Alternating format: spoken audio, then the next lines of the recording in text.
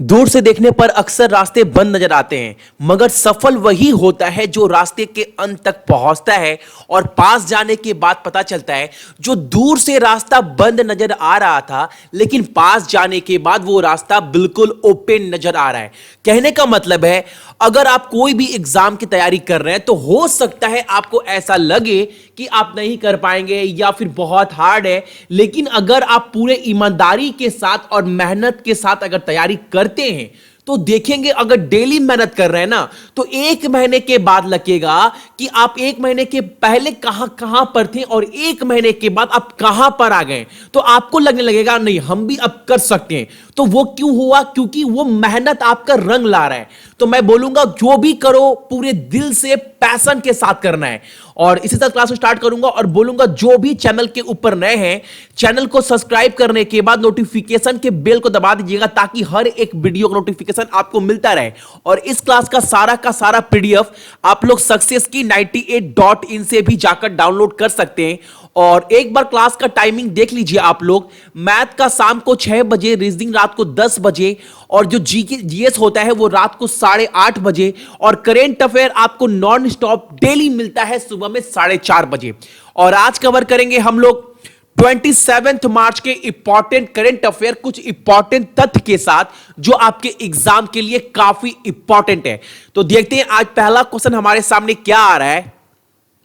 जो पहला क्वेश्चन है वो ये है, भारतीय पुरुष बास्केटबॉल टीम के नए मुख्य कोच के रूप में किसे नियुक्त किया गया है। इसका मतलब यह है कि जो नए कोच है इंडिया बास्केटबॉल टीम के, वो किसे अपॉइंटेड किया गया है, आपको नाम बताना है उनका। तो जिसे अपॉइंटेड किया गया है, जिसे नियुक्त किया गया है, वो कौन है? Veselin Matic. ठीक है, option number A, Veselin Matic को अपॉइंटेड किया गया है as a coach of India basketball team. ठीक है, चलो, और ये भी याद रखिएगा, मेंस ना कि ओमेंस। चलो, अगला क्वेश्चन हमारे सामने है, भारतीय जो अंतरिक्ष एजेंसी है ना, यानी इंडिया स्पेस एजेंसी इसरो, वो लॉन्च करने जा रही है एक सैटेलाइट 1 अप्रैल 2019 को। वो सैटेलाइट का नाम क्या है, ये आपको बताना है। आपके पास 4 ऑप्शन है। जो सही आंसर है वो है EMI सैट। क्या है? Option number B. और एक बात मैं आपको बता दूं, इसरो का हेडक्वार्टर कभी कभी एग्जाम में पूछता है, तो याद रखिएगा, इसरो का जो हेडक्वार्टर है वो कहां पर है? वो है बेंगलुरु में। ठीक है, बेंगलुरु में तो है ही। और बेंगलुरु जो है वो किसका कैपिटल है? तो आपको पता होना चाहिए, बेंगलुरु जो है वो कर्नाटका का कैपिटल है। ठीक है, और एक बात, वहां के जो सीएम है, मुख्यमंत्री कौन है? एचडी कुमारस्वामी। और वहां के जो गवर्नर है, राज्यपाल, वो कौन है? वजुभाई वाला। ठीक है, चलो, अगला क्वेश्चन क्या है हमारे सामने? अगला क्वेश्चन है, लंकाकावी जो इंटरनेशनल मैराटाइम है ना और एरियोस्पेस एग्जीबिशन, यानी लंकाकावी अंतरराष्ट्रीय समुद्री और एरियोस्पेस प्रदर्शनी लिमा 19 में कौन सा भारतीय नौसेना जहाज भाग लेगा? वो कौन सा नौसेना जहाज है जो इसमें भाग लेगा? तो आपको बता दूं, इसका जो आंसर है वो है INS कदमात। ठीक है, option number C, INS Kadmat. और एक बात मैं आपको बताना चाहूंगा, और आज का क्वेश्चन यही है, आपको 2 दिन पहले या 1 दिन पहले मैंने बताया था, इंडियन नेवी का जो चीफ है वो नया बनाया गया है, उनका नाम क्या है?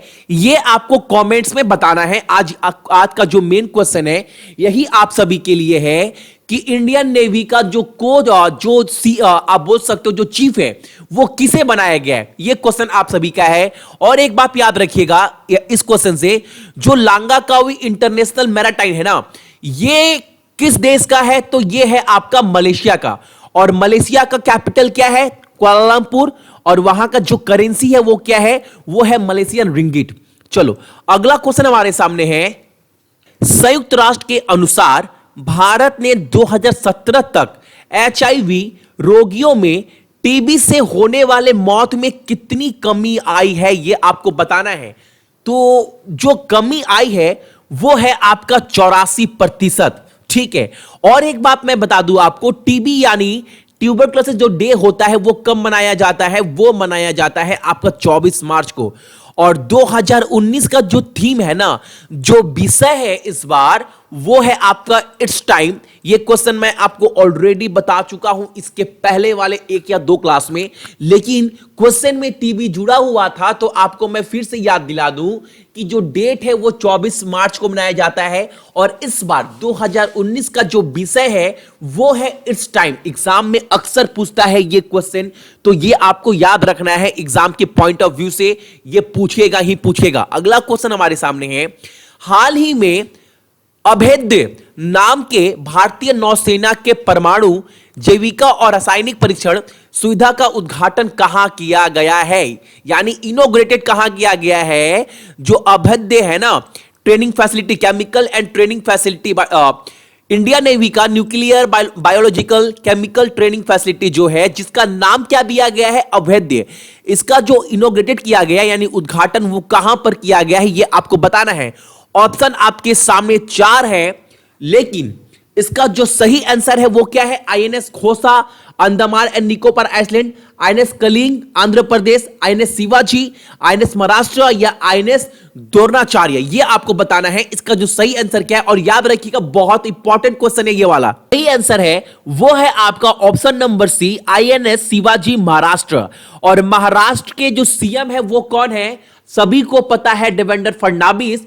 और वहां की जो राज्यपाल है वो कौन है, सी विद्यासागर राव।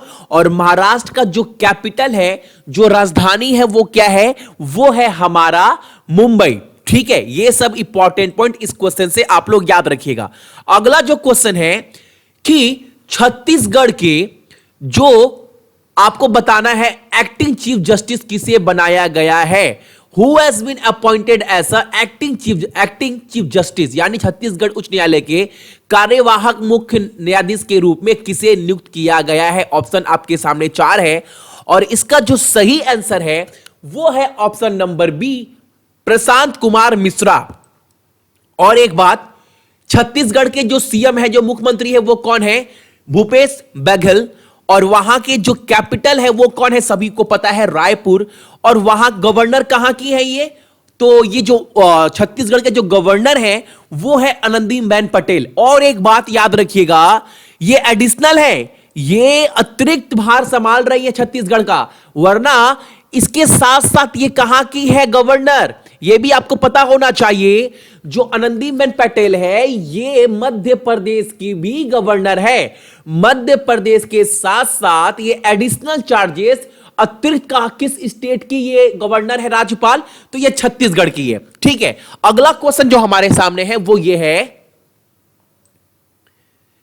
एक प्रमुख विपक्ष दल द्वारा, यानी जो हाल फिलहाल में जो ऑपोजिशन पार्टी है भारत देश में, उन्होंने हाल फिलहाल में बोला है कि 20% परिवारों के लिए कितनी वार्षिक आय यानी इनकम प्रस्तावित की गई है उनके द्वारा। जो गरीब 20% परिवार है हमारे इंडिया में, उनको कितना इनकम देगी वो सरकार, अगर सरकार आ जाती है पावर में। तो बता दूं, जो हाल फिलहाल में घोषणा हुआ है, जो ऑपोजिशन पार्टी है कौन, कांग्रेस, उनके द्वारा बोला गया है जो भारत में 20% जो गरीब लोग हैं उनके फैमिली को प्रति वर्ष 72,000 रुपए दिए जाएंगे। याद रखिएगा, अभी हाल फिलहाल में ऑपोजिशन पार्टी के द्वारा यह घोषणा हुई है।